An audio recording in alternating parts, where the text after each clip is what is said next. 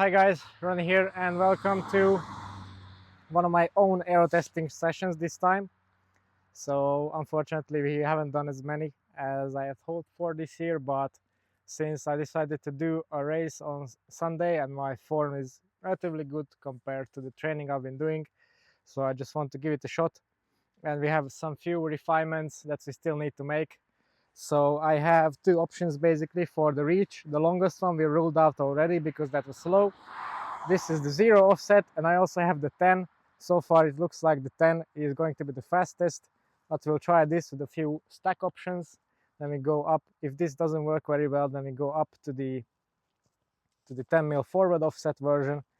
And then I also have the two helmets to try. So the Mistral, my helmet of choice, versus the Bambino Pro Evo, the Aero visors as well, and a few other finishing touches regarding the overshoes, etc. So today's session will not be all day long, just I think 2 or 3 hours of testing to fine-tune this, and then I should be in a good shape to start on Sunday. So this is what we'll do. I've already done the calibration runs and I've managed to pick out a good day for testing today. It was raining in the morning, but right now the road is drying up. There's no wind basically, and the temperature is quite warm.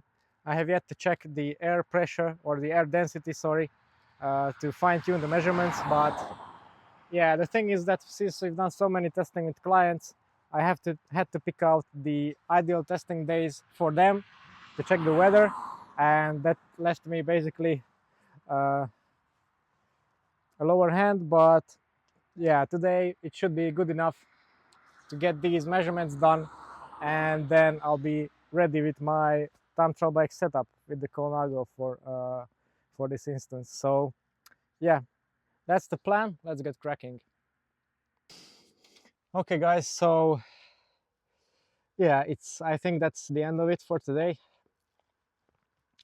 There are a few changes that I did in today's test protocol, and I think the most important one, based on the experiences that we gathered this year, is that I did all the runs at threshold. So that means it was a really tough day with 10 times around 6-7 minutes at threshold. Actually, I was feeling quite good, so I went above that even, just to simulate a race pace. And this gave me some interesting conclusions with the position and the stack height. So we started off with the base position, so the lowest stack we have, and with no offset. By that I mean this part. You can see the extension is offset forward at the riser. I have 3 different versions of these. So I have ones that go straight up. I have this one which has 10 millimeters forward offset, and I have another one which has 25. So the 25 was ruled out in our first test that we've done on this setup this year. And that was just slow by any means. Then we stuck with this one. Also tried the 0. So I tried the 0 with various stack heights, and actually I found a really fast position with the CDA before I say anything else about this. So a lot of times when we post these videos with clients tests, I don't talk about the CDA number, because you know they paid for the test. It's their proprietary data that we have produced for them, and unless they specifically agree, I'm not going to tell you the exact CDA numbers. With mine, I don't care. I do this test for myself and for yourself, so I'm going to tell you the numbers straight up. The other thing that some people ask about is regarding a CDA, and what I'd like to point out is here we are looking more at the relative values, you know, based on the on how these things stack up against each other. We don't necessarily see the absolute CDA number that you can use for a very precise simulation of a race, but we're getting closer to that because, well, I have control now about or sorry, I have control now of the air density. So that's one thing that really helps with the absolute number. The power meter is good, of course, that helps. We now have a more precise approximation of the rolling resistance. So the numbers seen in this test are higher in terms of CDA because the rolling resistance is closer to what it is on tarmac. You know, a lot of times on these, for example, on bicycle rolling resistance.com, they test it on a smooth drum, and a tire will automatically have more rolling resistance, the same tire, in terms of CRR on a tarmac surface. Firstly, because it's not smooth, and secondly, because it's much more flexible at the molecular level compared to, well, steel, which is, well, basically polished machine steel. Obviously, it's super hard and super smooth. So tarmac is not like that. Another thing that you can see, we now have wet spots on the road, so moisture and going through this base or this boundary layer of water above the tarmac also increases the CRR. So that's another reason we don't have super low numbers today. So we're looking for the relatives, but we are dialing in on the actual absolute number. That certainly helps. Another thing I've done is I've increased the crank length compared to my previous setup to 165 from 160, just because I now have a more forward seat position. This opens up the hip angle, and then I feel I can push the power a little bit more with the longer crank. And yeah, shorter cranks don't automatically mean better. In the past, I was using a lot more offset position by around 20 mil or 25 even. So there I needed the shorter crank. I tried it like this. I feel that it's better for my power output. And yeah, I just like this setup as it is. Really like the narrow cranks. Yeah, and stuff like that. And another benefit, of course, if you have longer cranks, you can drop the saddle. So the saddle height decreases because you maintain the same amount of extension by having a longer crank. So those are some caveats to today's test. And in previous years, I was always trying to find a super low CDA, which I've done essentially. And that's because I always tested fairly low intensity, like sweet spot to zone, even less, like zone 3, because that's sustainable for long period. And I was training a lot, so when it came to the Aero test, I didn't really have the freshness to do this. And now for a while now, since basically I got back into training after the summer when I had basically almost 3 months off, I train less, I train a bit more focused with the recovery, and I feel the numbers are really quite good compared to the volume that I've been doing, which is very low. So anyway, because I scheduled this ahead, this was basically also my threshold session before the race on Sunday, and I had the freshness to do basically, yeah, those 10-11 times 6 minutes at threshold, which is tough, particularly because you always have to stop, sit down, have a look, change some things, so it's not very convenient at all to do.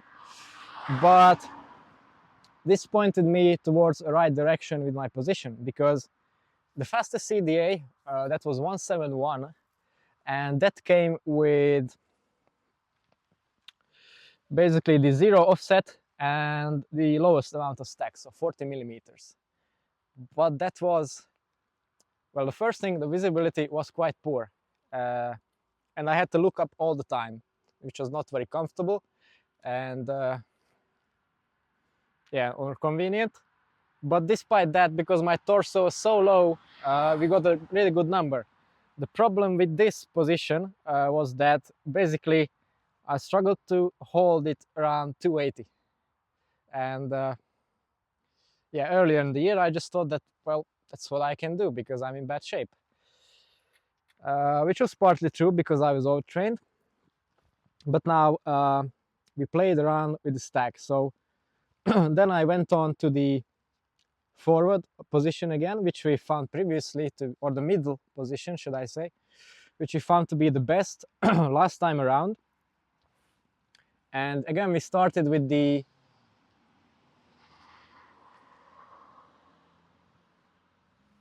whatever.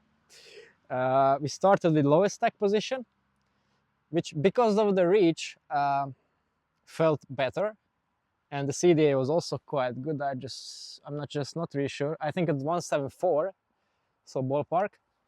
And from there on, we kept increasing the stack, and from 45 we went all the way to 75 millimeters, which for me is, you know, something I've never ever ridden before. It's super tall for me and very low drop. And yeah, 75 was the point where I started to really get the CDA penalty, so we went up to 180. But 65 was still 174, the same as the lowest setup, and I had 20 millimeters of extra stack, which meant that I couldn't really believe it, but when I was struggling with 280, I was now comfortable pushing 310, 320, 330 even back when I was fresh, and like an hour ago. So that was a big revelation. Then I went back. We had to do this again because I got a puncture on my head wheel. So this is a spare, basically. As you can see, it's not head.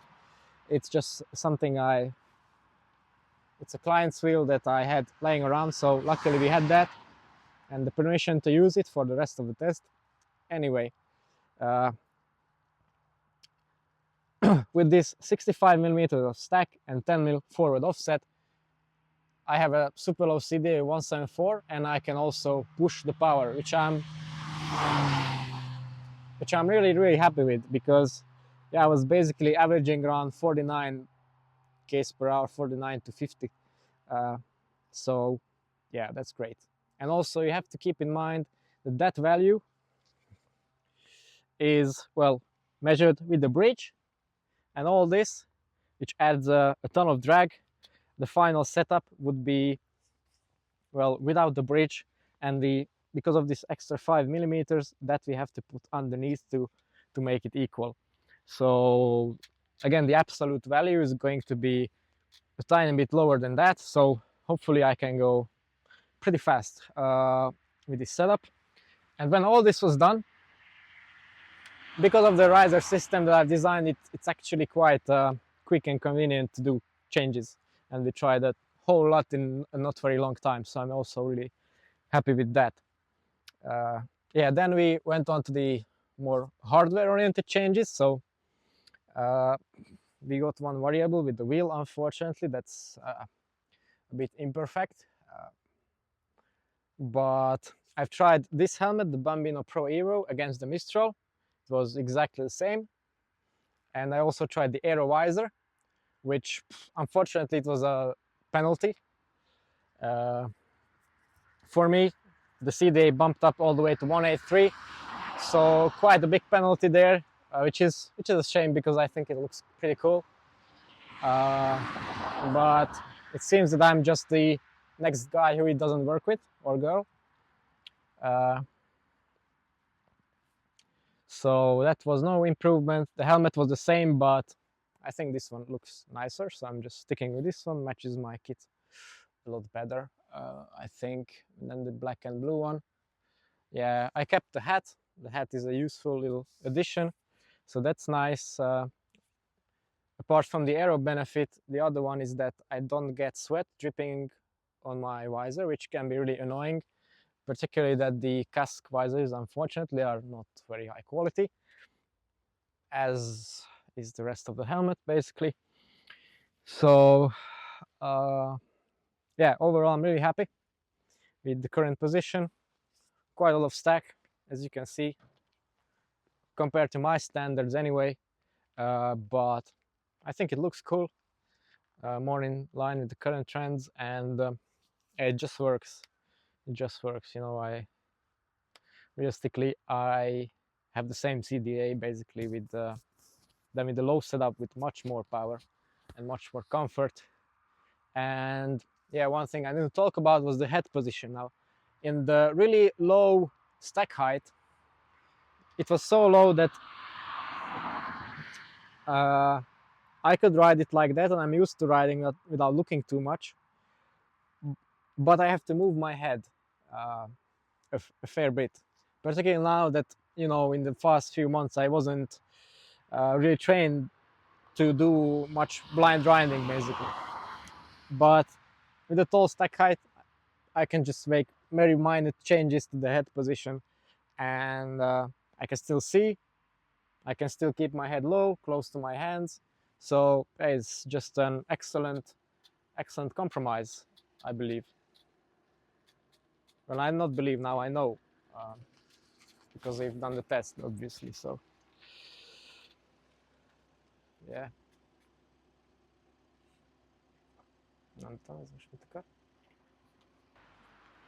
Yeah, so okay, I think that's all about today's test. And the main reason I really wanted to do it before the race, well, obviously to do well in the race, and secondly because I have another set of extensions from Spico coming in, and with those, this rider stack will be basically neatly integrated into the armrest part, and it will be just a much cleaner design, you know, without this transition, without this lump here, without the bridge, because you'll have a dedicated sensor mount. So yeah, it will be just a neater version of this one. This was designed for the Hanzo anyway, and the general shape will be unchanged because it works great. I really love it, and for the Hanzo it's absolutely perfect. But I just wanted to make this neater. And one other possible addition that I'm planning to do is to have a 3D printed kind of negative shape like the Aero pedal has to fit on this power meter pedal, and then basically this bike will be perfect and really fast. So yeah, I think that's all about today's test. I hope you have found this useful and informational. I certainly did, and hopefully I can get a good result on Sunday. Thanks for watching, and see you next time. And also, before I forget, if you yourself want to go through all of this, then of course we can do your whole position optimization by aero testing, different hardware changes and position changes, so you can get your best possible performance as well. So if you're interested in that, have a look at the description. We have the link there and what you need to know about outdoor testing like this. Thanks for watching, and see you next time.